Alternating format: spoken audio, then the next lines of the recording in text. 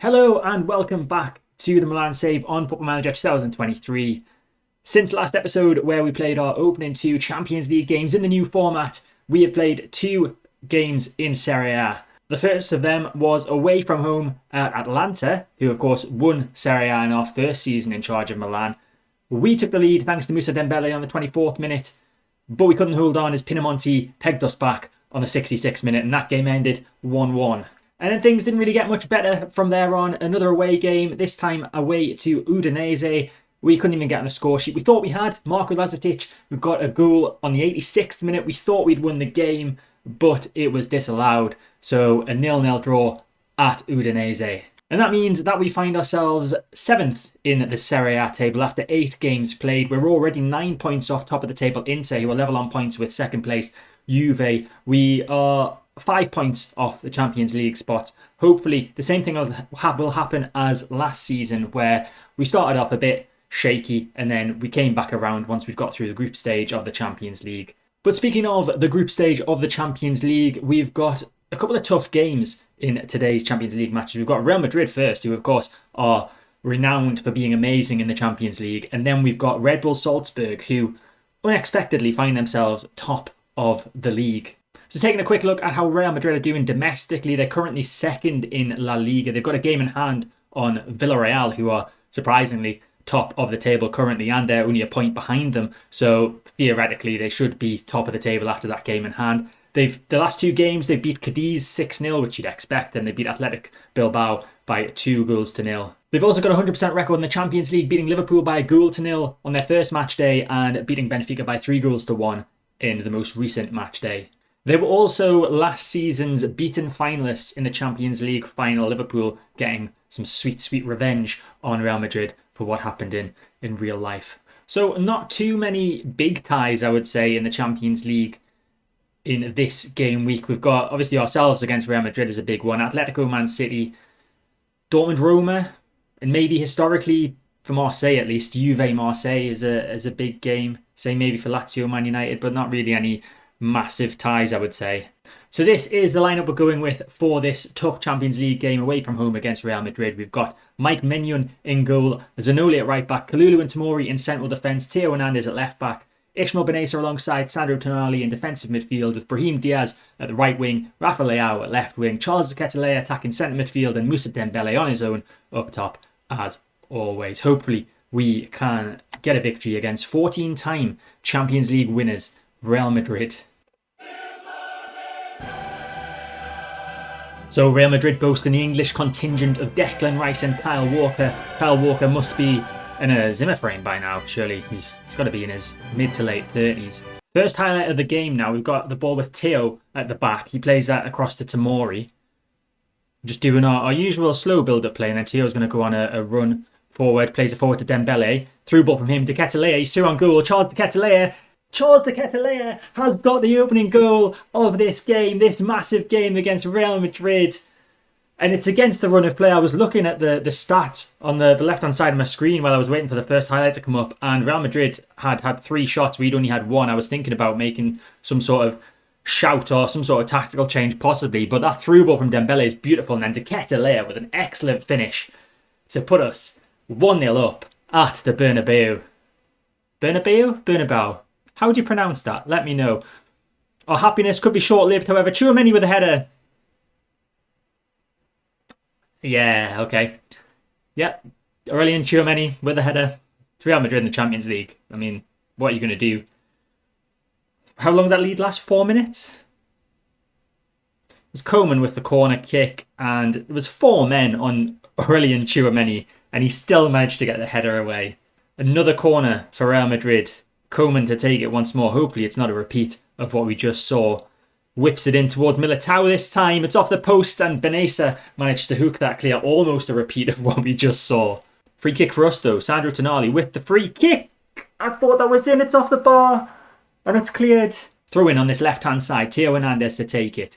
Can we fashion another chance? De Ketelaere plays that back to Theo. Through ball forward is poor, but Walker's clearance is even poorer. And now De Ketelaere plays that forward to Rafa Leao. Rafa Leao, he's in the box now. It's Rafa Leao with a shot, and it's over the bar from Rafa Leao. Great opportunity to get us back into the lead just before half-time, but it's fired just over the bar. So we've made it to half-time all square. There's a few players that I'm looking at. I'm not going to take them off at half-time, but Tomori and Brahim Diaz are not playing too great, so I'm thinking of possibly taking Diaz off. Obviously, I don't like to change my defenders, and Tomori is one of my better ones, so I'll probably keep him on. But if I was to take Diaz off, it would be Thiago Gouveia that'd be coming on for him. And then also Theo Hernandez, he's doing all right. He's on a 6.8 rating, but he's on a yellow card, and he's looking aggressive. In fact, that's just scared me a little bit. So I think we are going to take Hernandez off, and we're going to bring on Luca Netz at left back. We don't want a red card against Real Madrid. Just makes things even tougher than they already are. Tonali with the ball in advanced position, looking for Leao, but that's intercepted by Kyle Walker, and now Real Madrid are on a counter-attack with Valverde. Need to try and win the ball back here. Walker's going on a run. For 35 years of age, however old he is, he's still keen to get forward. Kyle Walker running down the right-hand side, down by the byline now, ball into the box. Vinicius Jr. is coming in there with a header, and it's just wide from Vinicius Jr. So with 54 minutes gone there or thereabouts, we are going to make one change, or another change I should say. Brahim Diaz is going to come off. Thiago Gouveia for him. He's got worse, if anything. Tomori's also got worse. Does I take Tomori off? I don't normally like doing that. You know what? We're going to risk it. What's the point in signing new players like Mattia Vitti if we don't give him the opportunity when someone else in his position is playing poorly? Throw in on the right-hand side now, Zanoli to Ketelaere. Can he get a ball in? Looking for Thiago Gouveia. It's Gouveia. Gouveia with a shot, and he's done it! Thiago Gouveia with the goal! His first goal of the season. He's off the bench for Brahim Diaz. And he's somehow done it. I don't know what Thibaut Courtois was doing in goal there, but we've got the lead for the second time in this game. Zanoli with a throw into Ketelaere with a lovely ball, I guess. I mean, the defenders should be doing better with that. Goalkeeper in no man's land, and Thiago Gouveia just placed that underneath him. Got a corner kick now. Luca Netz to take it from the right-hand side towards Dembele. It's headed away. Vitti wins the header. Headed away by Rudiger, but not very well. It's going to fall to Ketelaere. De Ketelaere in the box now. Charles De Ketelaere, and he's scored. It's 3-1. What is going on? What is going on? Counter-attacking at its finest. Oh, it's not really counter-attacking, is it? It's just set-piece play. But we're completely against the run of play here. Luca Netz with the original corner, heading towards Dembele. And then it was just defensive mix-up from Rudiger there. Headering that straight to De Ketelaere. And to be fair, you wouldn't expect him to score from that angle.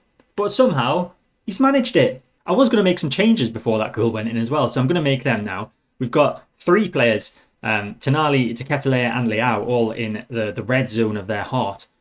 De Ketelaere's on a hat-trick, so I kind of feel obliged to keep him on the pitch. So we'll make the changes for the other two players. So Tonali's going to come off, and we'll bring on Tommaso Pobega for him. And then Rafa Leao can come off, and Datro Fofana can come on for him at left wing. So hopefully Charles De Ketelaere doesn't get injured or anything. We don't actually have any other substitutions, so we were never going to be able to take all three of those players off the field in this game. But yeah, fingers crossed he's all right.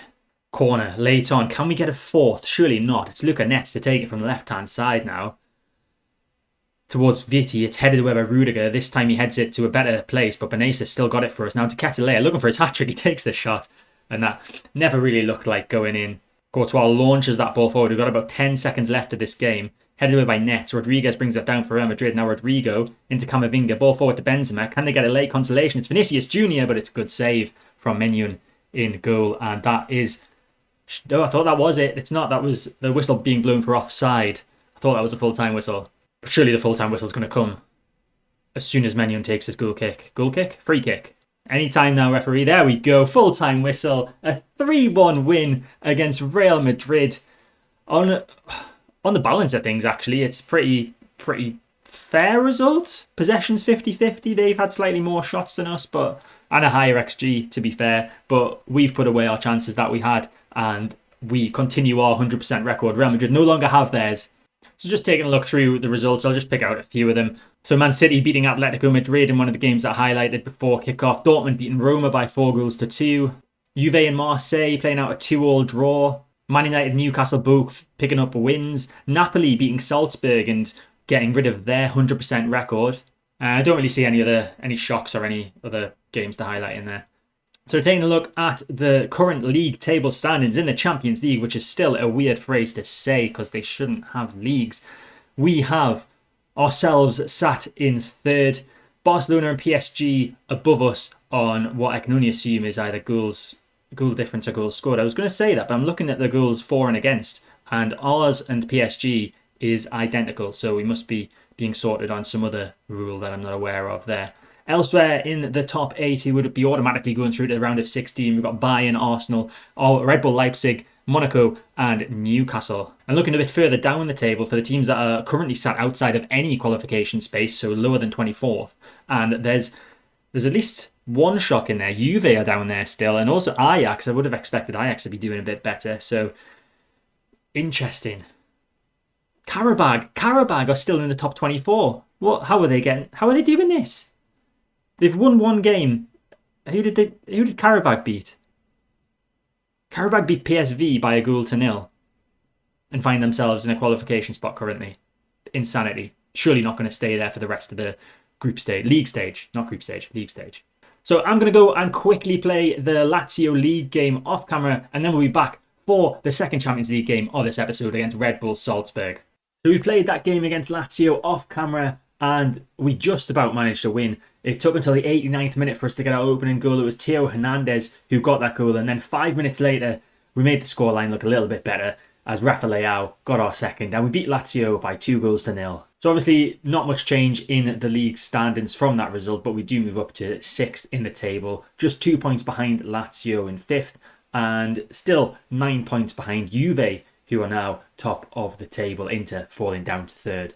Now in this second game of the episode, we are playing Red Bull Salzburg. They're doing quite well in their domestic division, as you would expect. They have drawn 0-0 with Rapid Vienna and beaten St. Pölten, don't know who they are, by 3-0 in their last 2 domestic games, and they sit pretty at the top of the Austrian Bundesliga.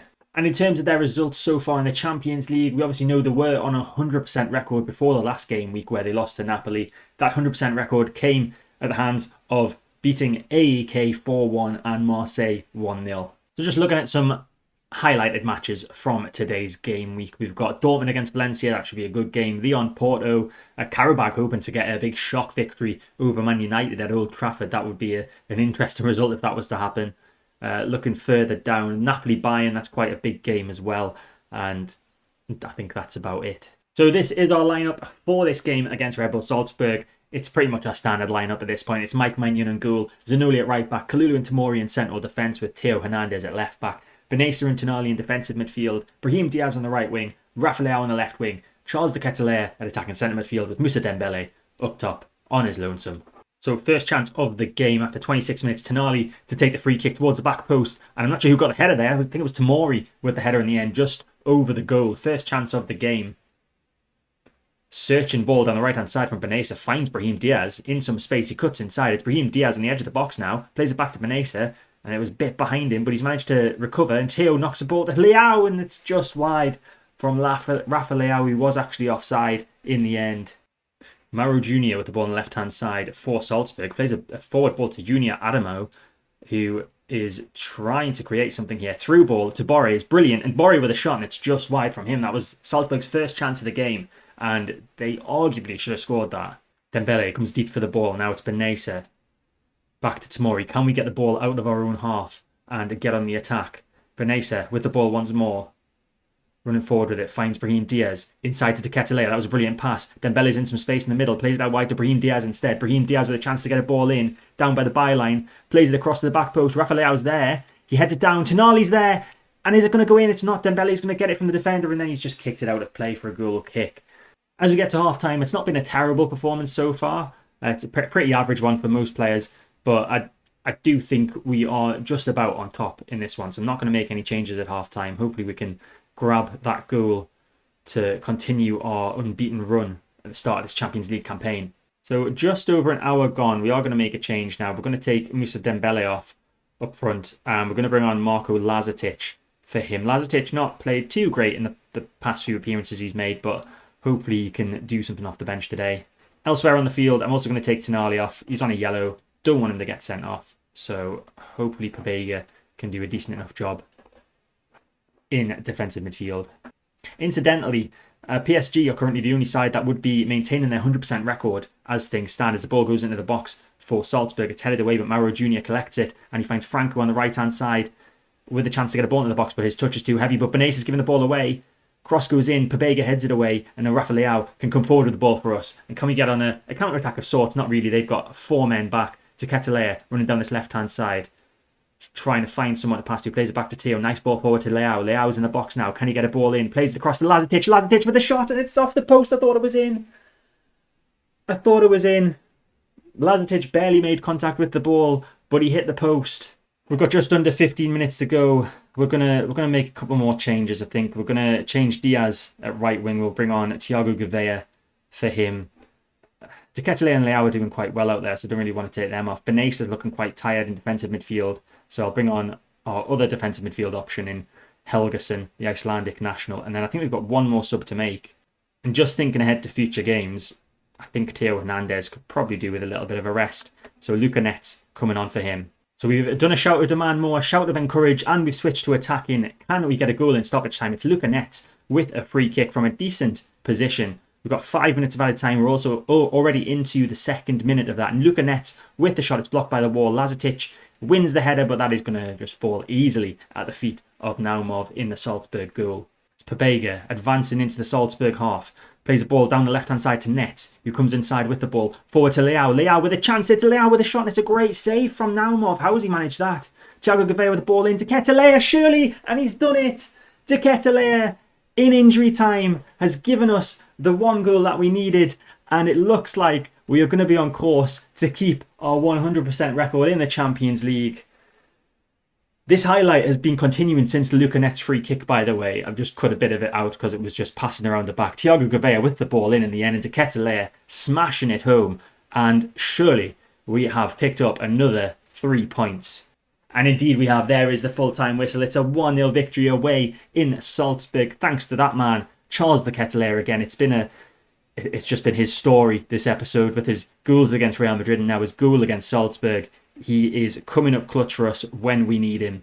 Looking at the other results in the Champions League this game week, Dortmund beating Valencia 3-0. Karabakh not able to get a shock victory over Man United as they were demolished by 4-0. Marseille and Liverpool playing out a 2-2 draw. Napoli beating Bayern by 1-0. And you can pause the result on screen if you want to take a look at any of the other ones. So that means after half of the match days played in the Champions League so far, we find ourselves still in third, one of only 3 teams to remain unbeaten so far in the competition alongside PSG and Barcelona. The rest of the sides in the top 8 are Arsenal, Red Bull Leipzig, Newcastle, Man City and Borussia Dortmund. So it's very England heavy in there in the top 8. In terms of the teams that are in a qualification spot, so in the top 24 places, Juve have finally made their way into there. They're sitting in 23rd. Unfortunately, Karabakh have fallen out of the top 24, so they're in 27th. And Roma are also not in the top 24, currently sitting 25th. Just looking to see if there's any shock teams in the top 24. Not really. Shakhtar maybe, Red Bull Salzburg, but you would expect them to get beaten by whoever they come up against in the first knockout round. As things stand, obviously it can all change. Both Roma and Rangers are only Roma, Rangers and a handful of other teams are only a point off the top 24 places, so it probably is going to change as we go on to the next 4 games. So looking ahead to the next episode, we have got the Champions League games against Ajax, who are currently 29th in the league, in the Champions League, and Benfica, who are 19th. So 2 games I would expect us to win and hopefully continue our unbeaten run with. In the meantime, off camera, I'll play the games against Torino and Fiorentina, and then in the gap between Champions League matches in the next episode, I'll obviously play those 3 league games off camera too. But that is it for this episode. I hope you enjoyed it. If you did, make sure to hit the like button, subscribe to the channel to get all my content when it comes out, hit the notification bell to stay notified, and I'll see you next time.